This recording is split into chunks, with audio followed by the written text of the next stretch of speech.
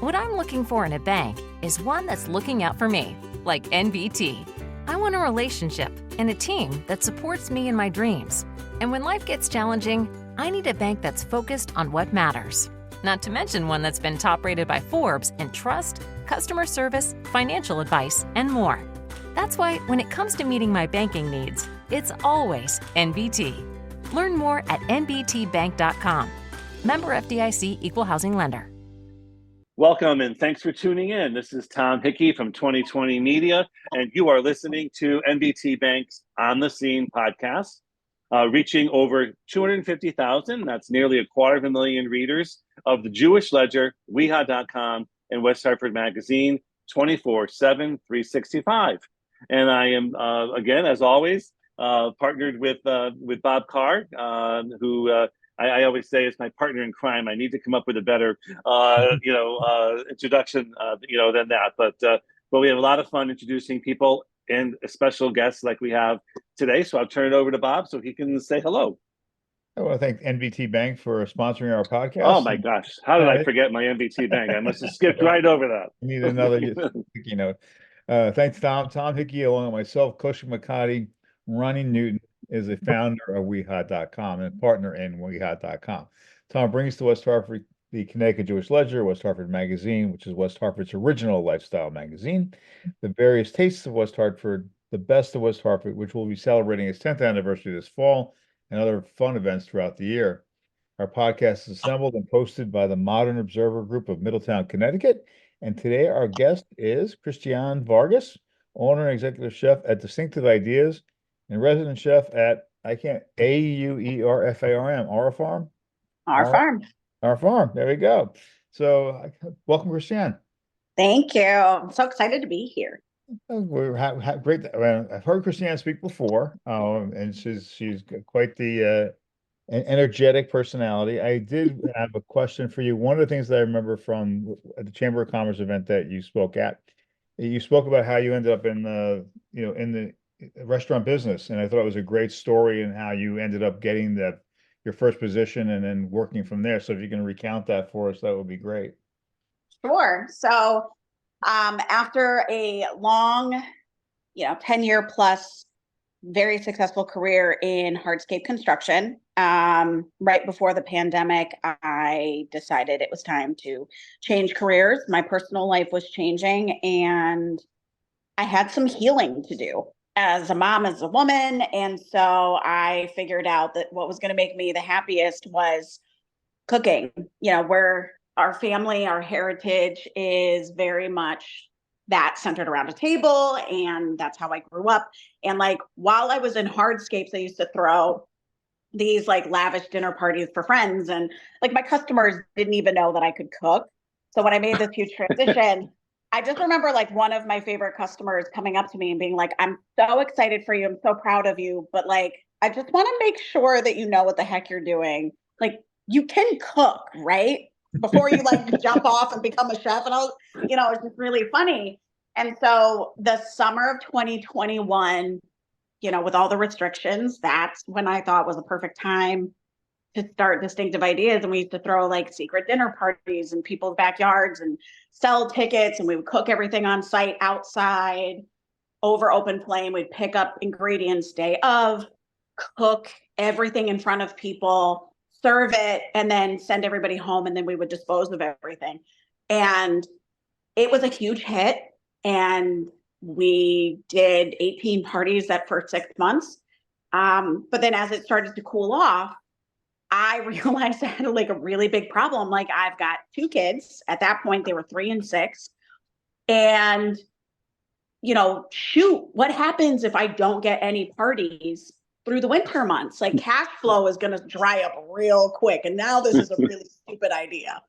So my first thing was, okay, so for cash flow through the winter, I need to go get a restaurant job. Because I'm self-taught. I'm cooking my grandmother's recipes. We're a bunch of immigrants. And, everything I know how to do is watching my mother, watching my grandmother, watching people I grew up with, their mothers, their grandmothers, but no formal training. So I was in my brain, I'm gonna go get a job at a restaurant, I've been in business for 6 months now. Like, this sounds like a great idea. It was the most disheartening thing I could have ever put myself through. Because I just remember, getting dressed up, walking into some of my favorite establishments in West Hartford Center, because again, I needed this to work with my kids' schedule and with them being so little. And so I remember walking into the first restaurant and I could hear myself say these things, but I was like, hi, I'm a single mom. I've got 2 kids with a rotating schedule. I run a culinary business, but I have no formal experience. I've never worked in a restaurant. Can you hire me? And I can only work part-time. That great? And Yeah. like the managers would just like look at me like, okay, this is probably the dumbest thing I've ever heard. And it was, it sucked to hear myself after, being so successful in a career and running a multi-million-dollar business, to now transition into something where they're just like, yeah, we don't even want you as a dishwasher. And I was like, oh no, like what is going on? And you can see it reflected in their faces. Like, you just sound like a bunch of walking red flags. And I got turned down by my first restaurant group, my second restaurant group, my third restaurant group, all in West Hartford Center. And I remember going and parking on LaSalle and crying in the car, just like ugly cry on the side of the road. Because I was like, I just ruined my life. Like, what am I going to do? My parents are going to find out that like no one will hire me. And then I cleaned up my face and I walked into Max Burger, and Doug Kelly happened to be there. He's, one of the managing partners.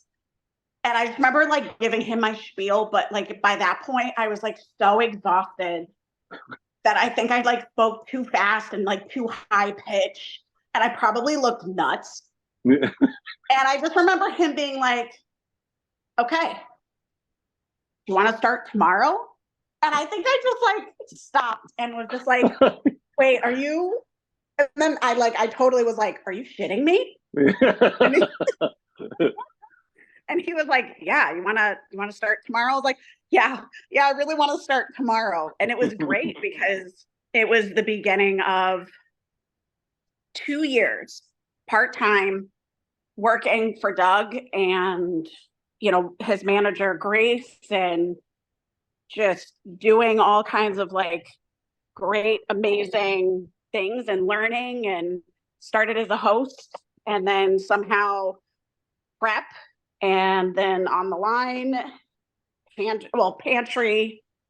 Yeah. I mean, it was great. And I worked for catering,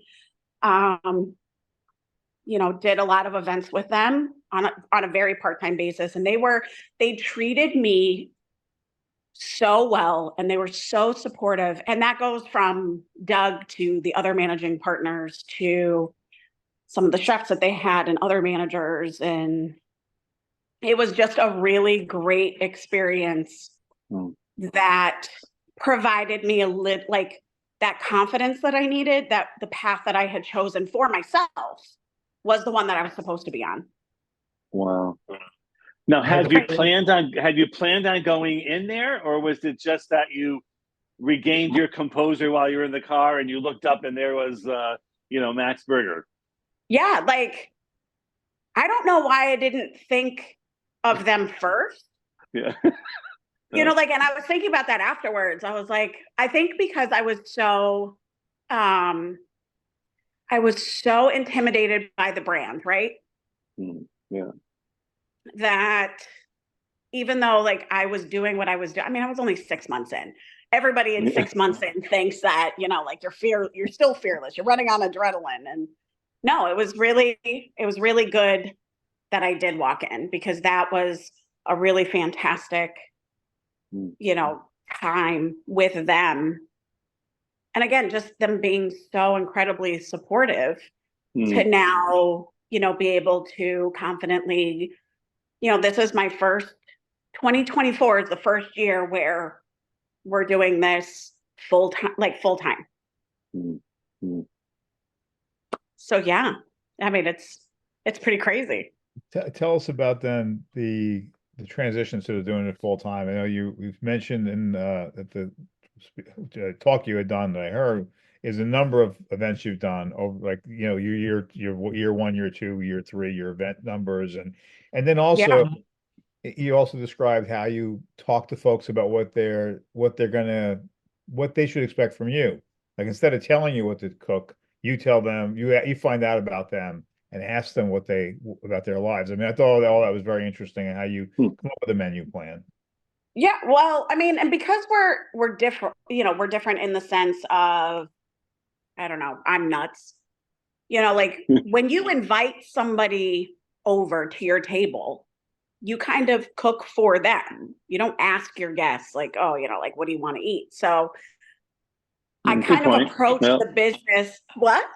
I said, good point. Yeah, you do. Yeah, you just. I mean, they're coming to my table, so in essence, so it's more of a conversation that starts about, what are your likes and your dislikes, and you kind of put together a profile off of my experiences of what would be the best combination of food, how's the best way to serve it and set it up, and just really allow them to be wined and dined. And it's proven to be really good for our brand. I mean, like Bob said, our first 6 months, we did 18 events. The next year in 22, we did 32. And then in 23, we did 57. And this year, since moving to the farm and taking on the role, collaborative role of culinary director here at our farm, today this morning we completed event 109. Wow. So far this year. Yeah. And Kristiann, for our listeners, just tell everybody now, when you say our farm, that's on the Bloomfield West Hartford line. Am I right? Yes. Okay. So there is this 120-acre piece of property that everybody has, and their mother has driven by for That's where I was going. Yeah. Like, nobody knows what's going on here. Yeah. And I mean, I live right behind King Philip. Like, it's literally in my backyard. And my kids, for years have come for field trips with the West Hartford School District. Side note, my youngest, when he found out mommy was going to go cook on the farm, then thought mommy was very cool and a celebrity because my school's gone on field trips there. And like, I wanted to record it because I was like, when you are older and think I'm not cool anymore, I want to replay this for you. But no, I mean, there's this just like hidden gem here in Bloomfield on the West Hartford line. And it's a 4-H farm, meaning it is a functioning farm with animals. We're not a petting zoo.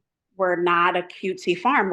It's a real farm with real farmers, a lot of BIPOC farmers. Shout out to Samad Garden Initiative, who are probably two of the most amazing people I've ever met, who work the land here with a bunch of other farmers.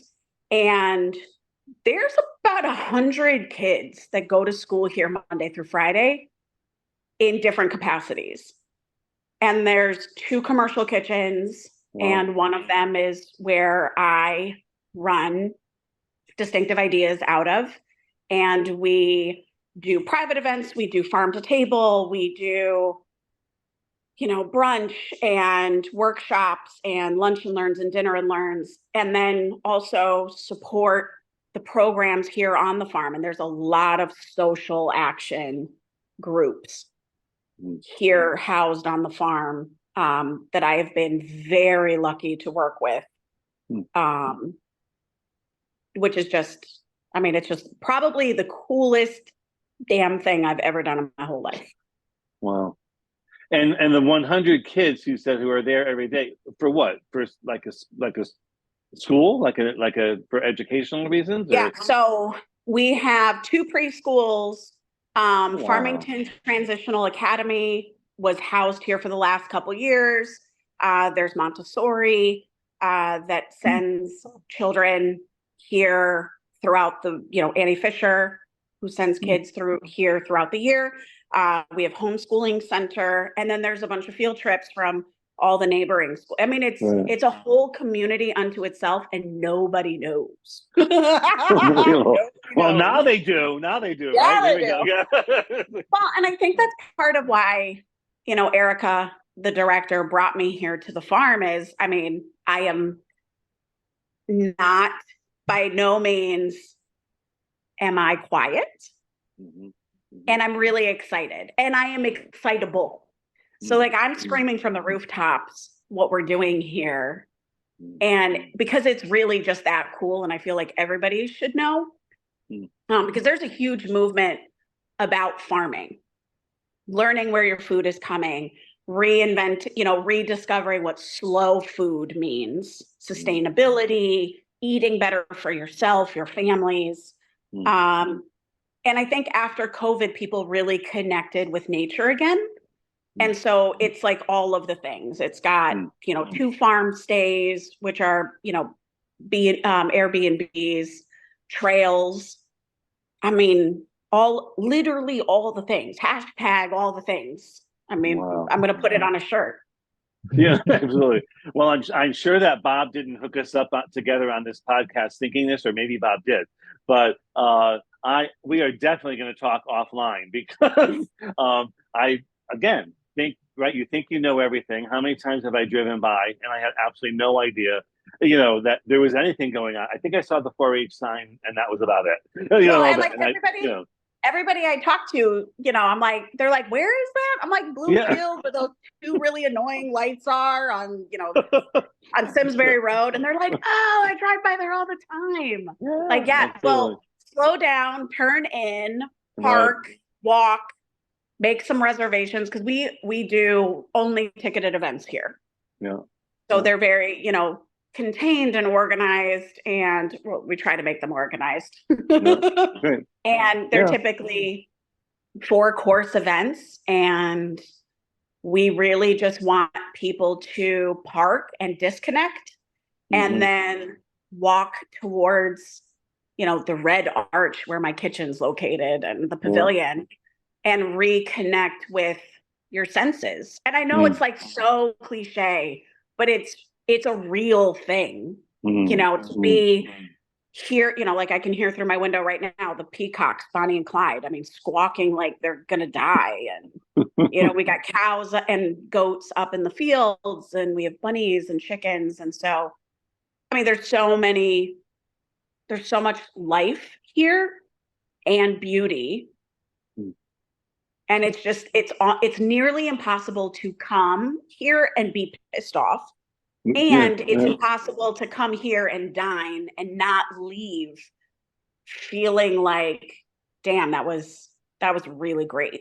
Wow. So chat about that. Just because I'm making the food, a little bit. I want to hear a little more about the dinners that you put on up there, because there is a whole series of things that you see on either Netflix or Amazon Prime where people go to these places like where chefs cook at their location, and you eat with you're fed, it's not like you don't order your meal, you just sit down to a large meal, and it's either it's barbecue, whether it's something in Mexico, whether it's something somewhere else, so that's kind of sounds a little bit like what you do at the farm, where people show up and you provide them with a unique experience. Well, and we when people ask us if we're a catering company or what we are, we're a dining experience company. And the reason that I classified ourselves out is because it's true. I mean, you're coming into our space at our farm, and we're setting the stage for what your evening is going to be like. Like last Friday, we did our Portuguese night. I'm Portuguese heritage. I'm an immigrant. And it was so emotional for me. But I am one of the most emotional chefs you will ever see. I cry all the time. I will burst into tears. And then I'll be clapping. And it's really just it's so extra, and I'm trying to get a handle on it. But we were cooking all of my family's recipes. These are dishes that remind me of home, remind me of my family. I'm very lucky to have, or as of December, I had all 4 grandparents still living. And I lost my first grandfather December, and was a fantastic man. But my love of food and my love of dining was very much shapen by this man, because my entire childhood, he was at the head of the table with all of his children and his grandchildren and extended family. And at the end of the meal, he would sit back in his chair after eating his watermelon or his plum, and he would just take in the ruckus that was happening. Because I don't know if you guys have any experience with Portuguese people. We are so loud. I mean, Italians think they've cornered the market on loud and hands and all this, but that's just because you don't know Portuguese people. And seeing he was so at peace and content and proud of what he had built with my grandmother. And that is what I feel like I am continuing, with him in mind at all of these other tables, and bringing people of every, age group and background. I mean, some of the tables that we do, there's literally everybody around those tables, and they're conversating and they're enjoying the company and they're relaxed. And in the world that we are, that's a really hard thing to find. And it's it makes me just so proud that I'm creating a very small portion of this somewhere that is so beautiful and does so much good for the community in our community. Yeah, it's crazy. It's wild. It is wild. All right. Well, I wish we could talk for another. Believe it or not, we're already out of time. I told you it goes fast. All the time. I took up all the time. I'm telling you, offline. That's fine. No, it was awesome. We're going to talk, because I really think you have something very special here. And having never attended one of your events there, I will now. Listen, I would change that. Yeah, but I'd also love to figure out if there's a way, because we are also in the event business of doing tastes and the whole bit. It'd be really fun to bring people to the farm, the whole bit, and let them see what's right in our backyard. That, as you said and I said, we drive by every day, and have no idea, what's there. That would be a lot of fun. Well, and I'm just gonna end with, after the rainstorms that we've just had. Oh, crazy! Now it's more important than ever to really start supporting your local farms, your farmers markets. Whole farms have been wiped out, and they're suffering because it's been multiple seasons of this. And farms are already disappearing. We need to do better and do more for the people that actually take care of us. So find all the farms, do all the things as fast as possible. Go now. All right, sounds good. Bob, anything we forgot that you wanted to ask? I just want to ask Kristiann if there's a contact, you have a easy contact information, like an email address or a website that you would like to give us real quickly?